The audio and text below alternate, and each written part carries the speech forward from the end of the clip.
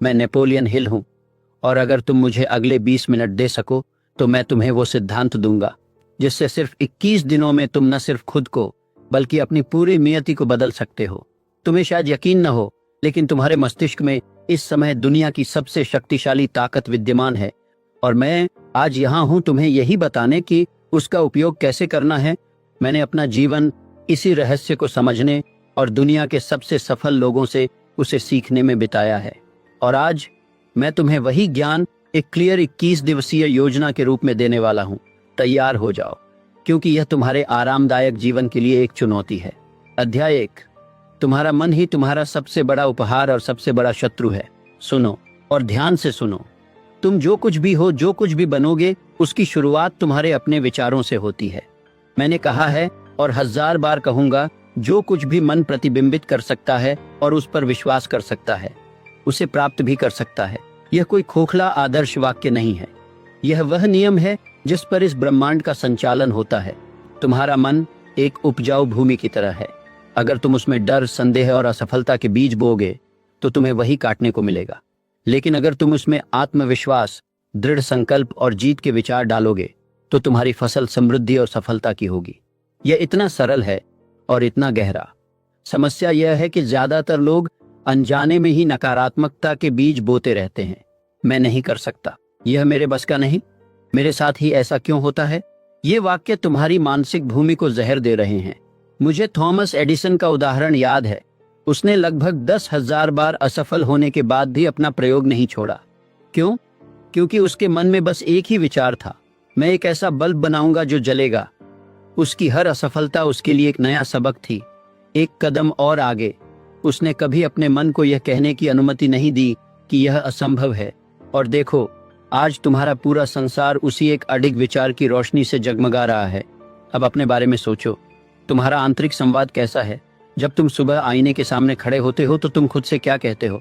क्या तुम अपनी कमियां गिनते हो या अपनी संभावनाओं को याद दिलाते हो? यही वह बिंदु है जहां से सब कुछ शुरू होता है। तुम्हारा आत्म संवाद तुम्हारे अवचेतन मन के लिए एक आदेश है, और तुम्हारा अवचेतन मन तुम्हारी वास्तविकता को उसी के अनुरूप ढालने लगता है। तो पहला सिद्धांत, पहला पाठ, पहला कदम यही है, अपने विचारों पर अंकुश लगाओ, उनकी निगरानी करो। जैसे कोई बाघ का रखवाला हर घुसपैठिए को रोकता है, वैसे ही तुम्हें हर नकारात्मक, संदेह भरे विचार को दिमाग में प्रवेश करने से रोकना है, और उसकी जगह एक स्पष्ट, सकारात्मक, शक्तिशाली विश्वास लाना है। मैं सक्षम हूँ, मैं यह कर सकता हूँ, दुनिया में मेरे लिए अवसर मौजूद हैं। इन्हें बार बार दोहराओ, चिल्लाकर कहो, इन्हें लिखो, इन्हें अपना मंत्र बना लो। लेकिन केवल सोचने से कुछ नहीं होगा। विश्वास बिना कर्म के मृत है। इसलिए यहां से हम आगे बढ़ते हैं अगले सिद्धांत पर। अध्याय 2, 21 दिन का अटल नियम। तुम्हारी आदतें तुम्हारी नियति बुनती हैं। तुम्हें पता है जीवन में सबसे कठिन काम क्या है? एक नई आदत बनाना, क्योंकि तुम्हारा मन और शरीर आलसी हैं। वे उसी रास्ते पर चलना पसंद करते हैं जो पहले से बना हुआ है, चाहे वह रास्ता तुम्हें विनाश की ओर ही क्यों न ले जा रहा हो। लेकिन मैं तुमसे एक वादा करता हूं, अगले 21 दिन तुम्हारे जीवन की दिशा बदल सकते हैं। ये मेरी बात नहीं, विज्ञान की बात है। 1960 में डॉ मैक्सवेल माल्ट जो ने देखा कि उनके मरीजों को अपने नए चेहरे को स्वीकार करने में औसतन 21 दिन लगते थे। उन्होंने इस अवलोकन से साइको साइबरनेटिक्स का सिद्धांत दिया कि किसी भी नए मानसिक छवि या आदत को अवचेतन मन में बैठने में कम से कम 21 दिन लगते हैं। आधुनिक तंत्रिका विज्ञान ने इसे सिद्ध किया है। जब तुम कोई काम लगातार दोहराते हो, तुम्हारे मस्तिष्क की कोशिकाएं उसके लिए नए रास्ते बनाती हैं। पहले यह रास्ता पगडंडी जैसा होता है, फिर एक कच्चा रास्ता, और 21 दिनों के निरंतर अभ्यास के बाद वह एक पक्की सड़क बन जाता है। उसके बाद उस रास्ते पर चलना तुम्हारी स्वाभाविक प्रवृत्ति बन जाती है। यही आदत का जन्म है। अब तुम मुझसे पूछोगे, मिस्टर हिल, मैं कैसे शुरुआत करूं? सरल है, एक आदत चुनो, सिर्फ एक। चाहे वह सुबह 5 बजे उठना हो, रोज 30 मिनट पढ़ना हो, या हर रोज 1 घंटा अपने कौशल पर काम करना हो, उसके लिए खुद से एक पक्का वादा करो। और फिर बिना किसी बहाने के 21 दिन तक लगातार उसे करो। पहले 3 दिन तुम संघर्ष करोगे, तुम्हारा पूरा शरीर और मन विद्रोह करेगा, चौथे दिन थोड़ा आसान लगेगा। 7वें दिन तुम एक छोटी जीत महसूस करोगे। 14वें दिन तुम्हें लगने लगेगा कि यह तुम्हारा हिस्सा बन रहा है।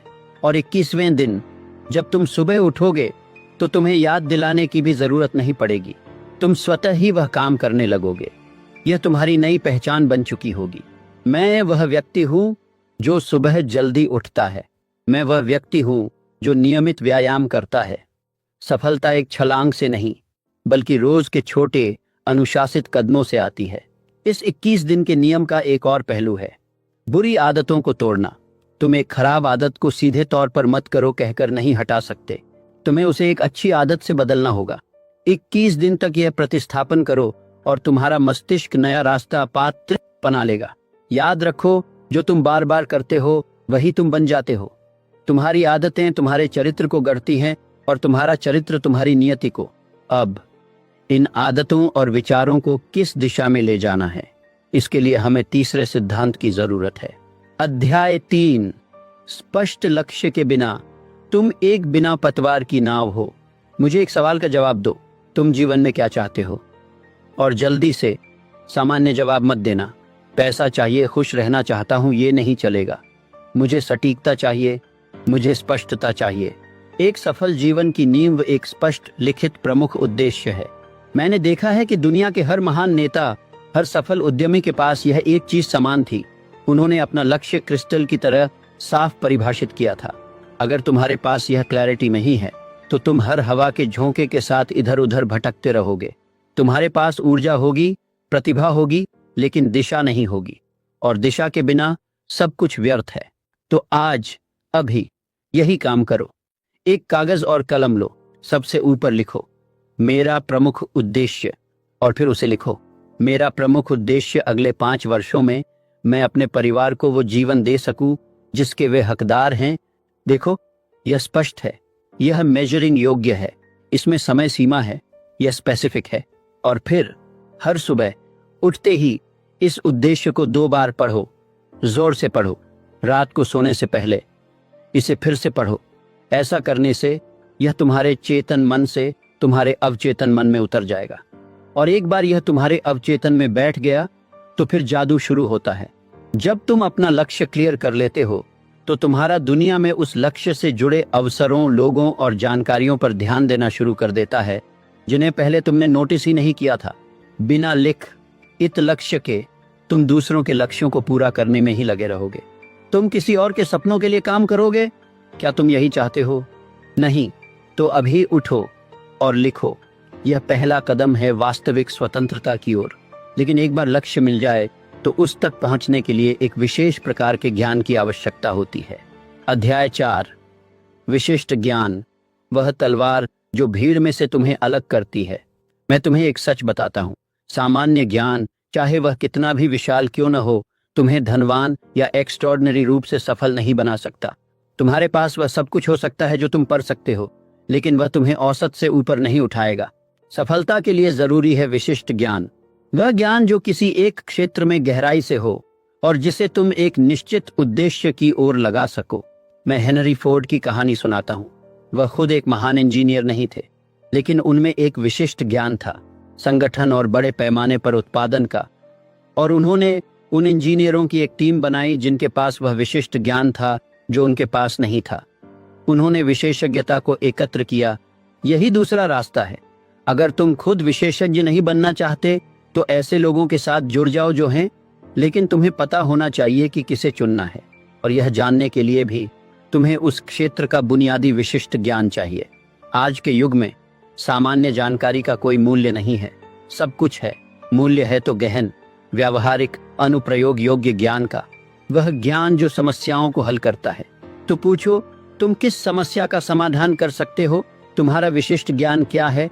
अगर इसका जवाब नहीं है तो आज से ही उसका निर्माण शुरू कर दो, क्योंकि यही वह हथियार है जो तुम्हें जीवन में अजेय बना देगा।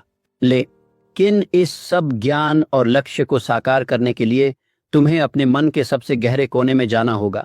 अध्याय 5, सेल्फ रिकमेंडेशन, वह कोड जो तुम्हारे सबकॉन्शियस को प्रोग्राम करता है। अब हम सबसे शक्तिशाली, सबसे गोपनीय सिद्धांत पर आते हैं। यह वह उपकरण है जो तुम्हारे विचारों, आदतों, लक्ष्यों और विशिष्ट ज्ञान को एक अनब्रोकन चेन में बांध देता है।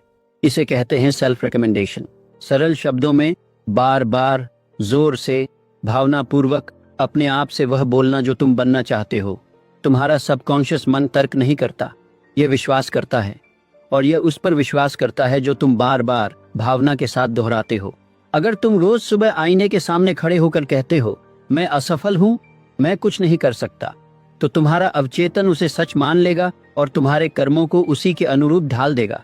लेकिन अगर तुम कहते हो मैं सफल हूं, मैं मजबूत हूं, मैं हर दिन हर मामले में बेहतर हो रहा हूं, तो तुम्हारा सबकॉन्शियस उसे भी सच मान लेगा और तुम्हारी वास्तविकता को बदलने के लिए काम करने लगेगा।